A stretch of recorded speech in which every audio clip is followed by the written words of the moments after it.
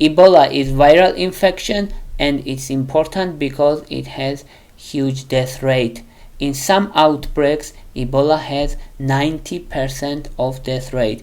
It means 90% of infected people will die because of Ebola. That's how deadly is Ebola. Now let's say about transmission. What is transmission routes of Ebola?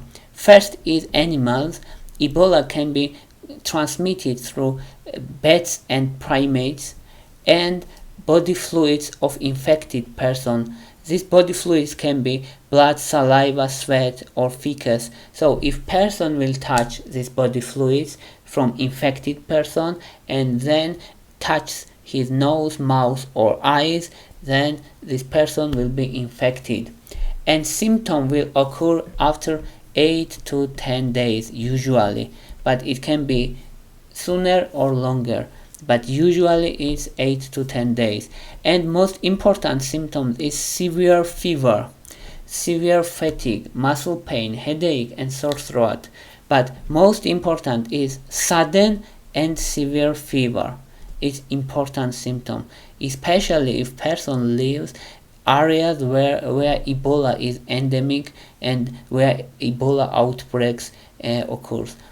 Other symptoms can be on secondary symptoms: vomiting, diarrhea, impaired kidney and liver functions, internal and external bleedings, because this virus affects many types of cells, but especially it affects dendritic cells.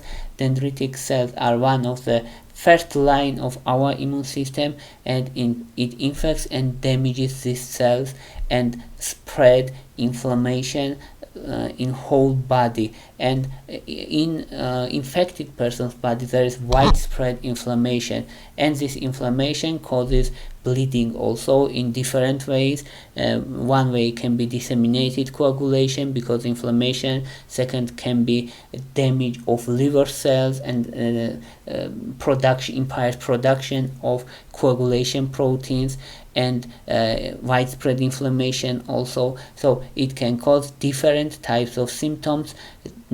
Also it increases risk of bleeding. Bleeding can be from nose, from mouth, it can be internal bleeding, so different type of bleedings also. But most important symptom is severe and sudden fever, and patients usually remember this symptom. It's sudden and severe fever. What is treatment? We have no cure, but treatment should start immediately. It's rehydration therapy, rehydration with oral or intravenous fluids. Also recently in Mazeb was approved treatment for Ebola, and it has important effectiveness. If we say, and recently Ebola death rate was 50% or 51%, and because of this new drug Imnazeb, this death rate dropped to 33%. So this drug is really effective and it's important, and it's effective also. Ebola has several types, and Imnazeb is effective, most common and most deadliest type of Ebola. That's why it's important.